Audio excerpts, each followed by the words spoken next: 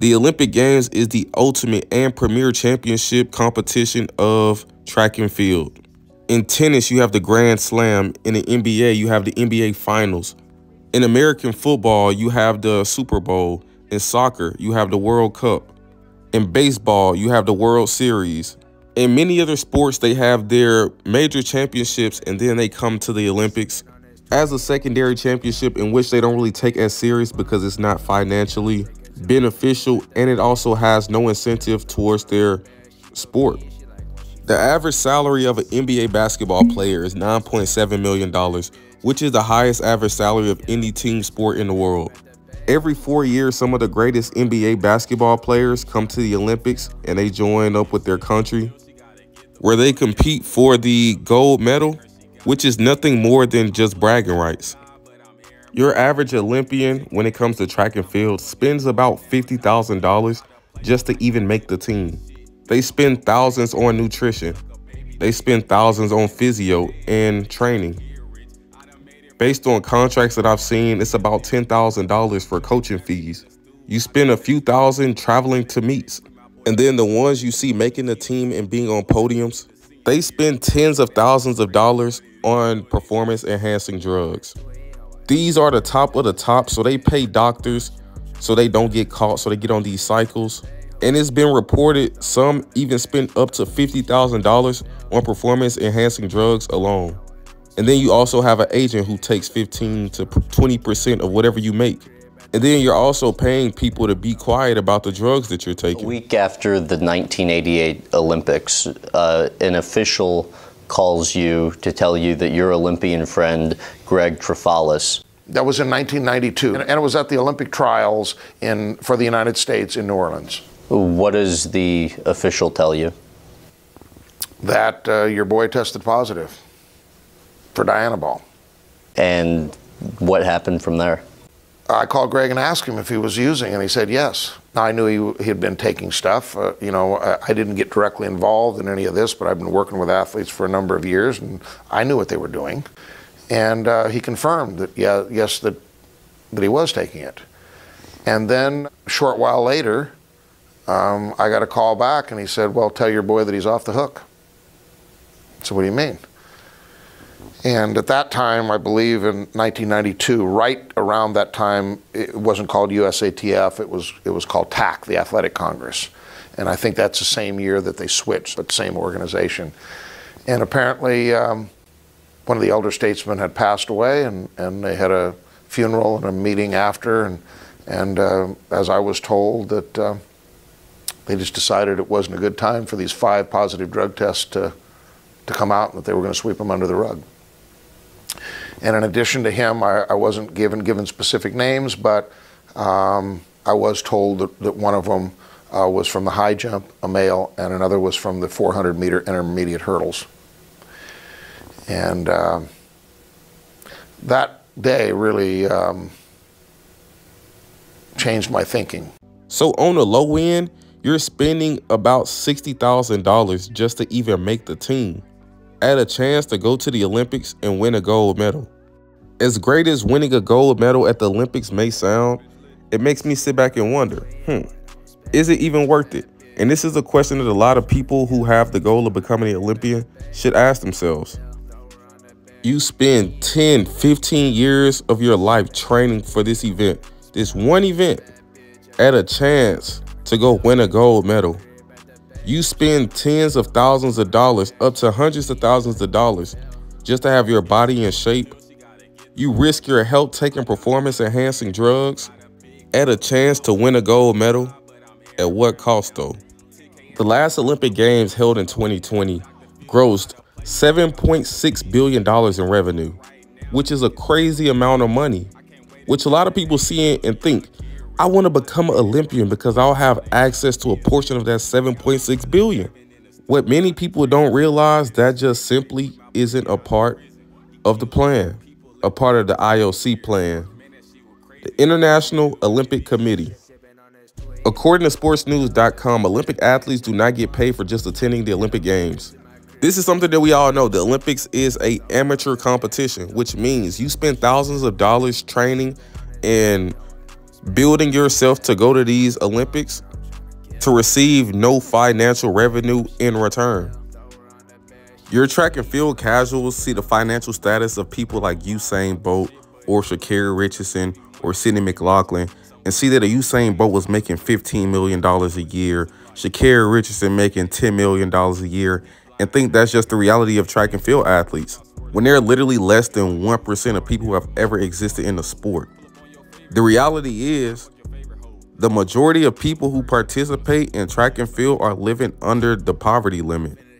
They push their bodies to super crazy limits, do fascinating things that majority of people in the world aren't even capable of doing, spend tens of thousands of dollars and spend hours and hours and days and months and years of training just to get to this level, to see nothing in return but the title of an Olympian.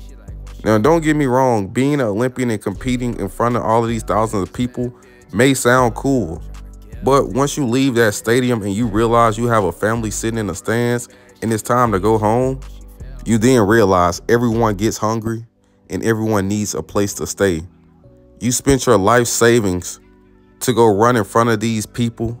The International Olympic Committee made billions off of your likeness and image, and you received nothing in return except a title.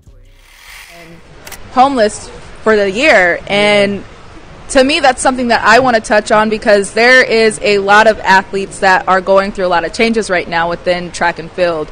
So I just wanted to talk to you about that and get to know a little bit more. Yeah, so ever since 2015 I transferred to Florida and I was training there, and then after last season, well, Nike cut my contract. And then they were supposed to give me a contract to go to Texas because I wasn't on good terms with my former coach. So I was waiting for them to send the funds, and time passed and passed. I signed a contract in April. I was supposed to be going to Dallas in May to train with Boogie Johnson. I didn't get any funds until October. My lease was up in June, so I got evicted. And then basically, I went back home to St. Petersburg, Florida, and stayed with my mom and continued to train until U.S. champs came up. So I had to do what I could do and what I knew.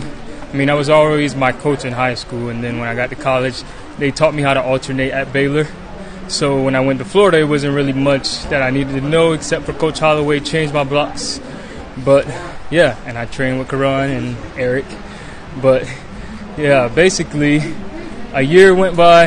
I didn't have anywhere to go, but this past 7 months, I stayed in my car. And then I recently moved to Jacksonville, and I've been just training there at a private Christian school where a couple of heptathletes and decathletes for Team USA train. So I was there with them for the past couple weeks. Yeah, so it's been tough, but I keep pushing. I'm not going to give up.